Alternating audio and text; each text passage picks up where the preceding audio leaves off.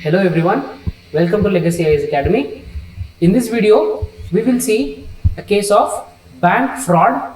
Recently, we have seen a shipping company called ABG Group. This was a shipping company which was involved in financial misconduct, and now CBI has registered an FIR against this particular company. What is this issue about, and how was it carried out, and what will be the implication of this bank fraud, and we will also see what is important from the examination point of view. Okay, let's get started. This particular bank fraud, okay, is 22,840 crores, that is almost 23,000 crores, and it is said to be the highest bank fraud in India till date. Okay, this is said to be the highest amount of bank fraud till date. Okay, you will also think that we had two more such issues. For example, one was the issue of Vijay Mallya, and the next was about Nirav Modi. Okay, this is the third example of such a bank fraud. Okay, you might think, why are banks in India are so vulnerable? Okay, why are they vulnerable to such bank frauds? We will see the entire issue holistically in the next few minutes. Okay, see here, why is it in use? CBI has issued a lookout notice against a shipyard company called ABG Group. Okay, this has tricked almost 28 banks. These 28 banks are called as consortium of banks. We call them as consortium. Okay, these are the group of banks. Whenever such a huge amount of money is required by a company, a single bank will not be able to lend it. So that is why, what do? They come under a group, they form a group, and this group will lend money to the company. Okay, and this group was led by ICICI Bank. Okay, this is important when you write this as an example, and this bank consortium was led by ICICI Bank, and it is almost 23,000 crores. You can see here. Okay, and you will also see in 5 years, and this entire scam or fraud happened within a duration of 5 years, that is 2013 to 2019. Okay, this is a period where this such bank fraud happened. It is called the India's biggest bank fraud till date. Okay, Vijay Mallya, a bank, Kingfisher company, Kingfisher, had tricked 14,000 crores. At the same time, we have the issue of diamond merchant or a diamond dealer called Nirav Modi. Okay, Nirav Modi involving PNB, Punjab National Bank. It was almost around 11,000 crores. And the third one we have, that is ABG Group. ABG Group, that is 23,000 crores. Here you will be able to see why is it the biggest till date, and also the figures. These three are very important because bank fraud is in use. You will be expected to know the facts. Okay, let's see something about ABG Shipyard. When was it started and what was its credibility? ABG Shipyard is an offshoot of ABG Group, and it deals with shipbuilding and also ship repair activities. So it is concerned entirely with shipbuilding and ship repair activities. It has yards in Dahej and Surat in the state of Gujarat. Okay, it constructed over 165 vessels. It has constructed over 165 vessels, exported around 46 vessels, and in the last 16 years, this is the track record of ABG Shipyard Group. Okay, by this you will not have any idea about such a huge bank fraud because it has very good track record.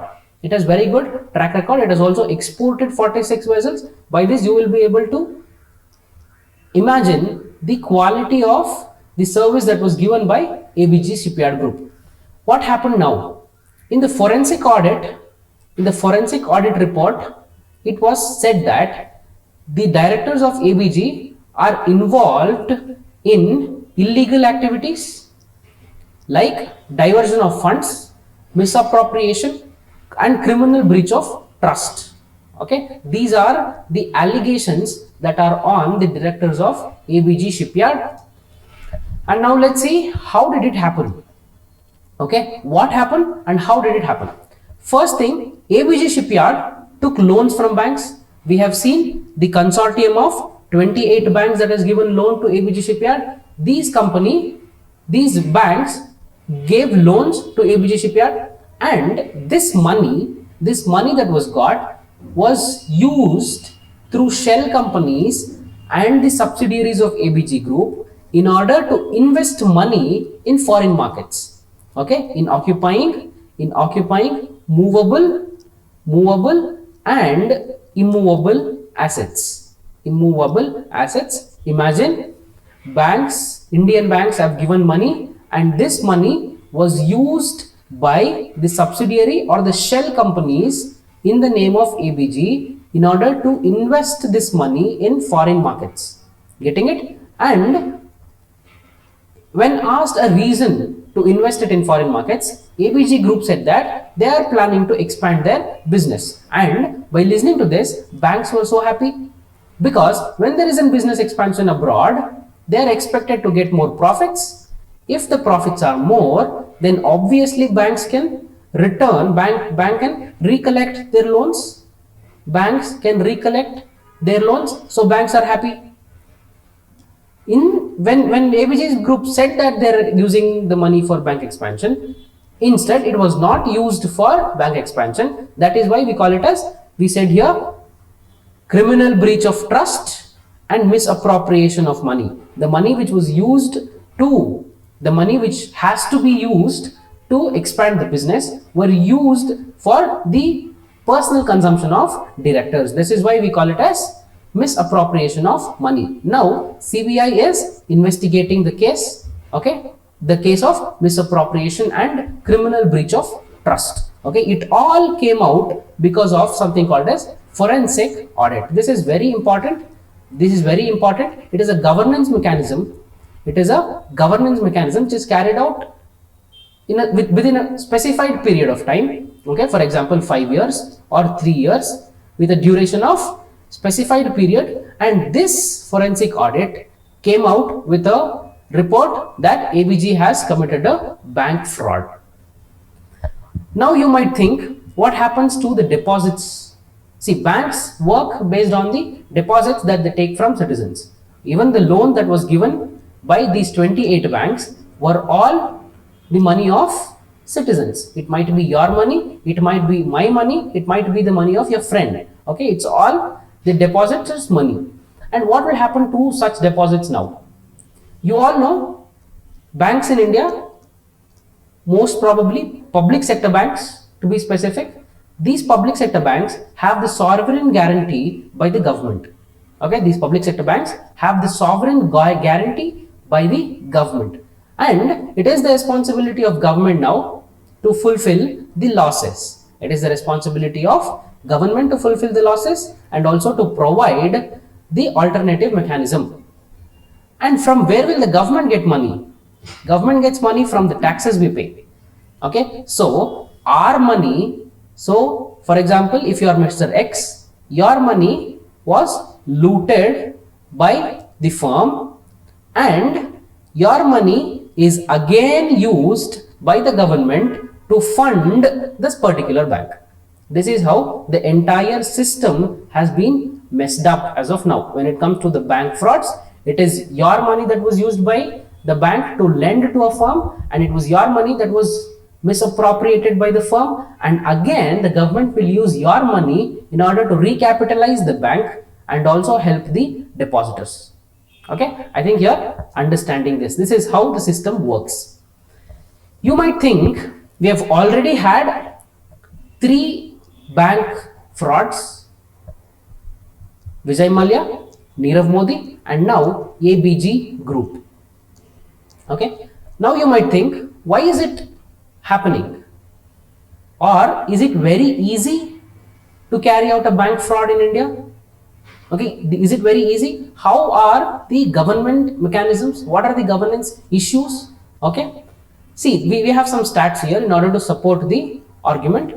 Bank frauds rose up by almost 45% in last 10 years.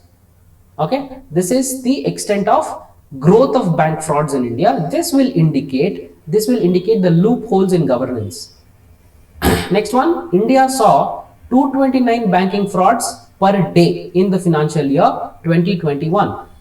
Look at this, 229 banking frauds per day. For example, if you take it as 230, okay, you calculate by yourself how much it will be for 1 week, how much it will be for 1 month, and how much it will be for 1 year. Okay, 229 banking frauds per day will amount to lakhs of cases per year. Okay, this is the extent of banking fraud. This will also include, you might argue this will not include this will only include the large frauds. No, it will also include a cyber crime of rupees 100 rupees, that was a cyber theft. Okay, it will also include this. Whatever it is, crime is a crime. There is nothing called a better crime and a worst crime. Crime is a crime. So we are registering almost 229 banking frauds per day. Okay, you need to remember these two data when you are arguing for banking reforms and when you are putting your case against these banking reforms and recommending some government measure. And one more thing that should be kept in mind when analyzing the banking frauds is that the frauds in PSBs are greater than the frauds that take place in private banks. This can be a prelims question, very important data. The banks, in the prelims question, there can be a statement telling that the frauds in private banks are more than the frauds that take place in PSBs. But it is the other way around. Frauds in PSBs are more. Okay, even this can be an example. This can be an example to show that the governance mechanism in PSBs are not standardized and they are not institutionalized, and that is the reason why we have such banking frauds. Okay, as usual, we'll see the question. What do you understand by IBC? I'll tell you what IBC is. How has it helped India in ease of doing business rankings? Okay, what is IBC? IBC is Insolvency and Bankruptcy Code. I'll repeat, IBC is Insolvency and Bankruptcy Code. What does it do? For example, imagine you start a company today. Today you start a company, and after 4 or 5 years, you are defaulted. That means you are not able to repay the interest on the loans that you have borrowed. Okay, in that case, the government will appoint a insolvency professional to take care of your company,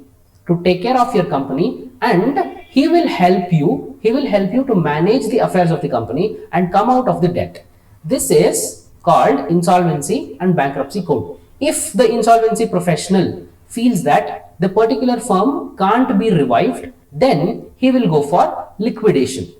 Okay, liquidation is when you auction your firm and some other big company will purchase it and revive the firm.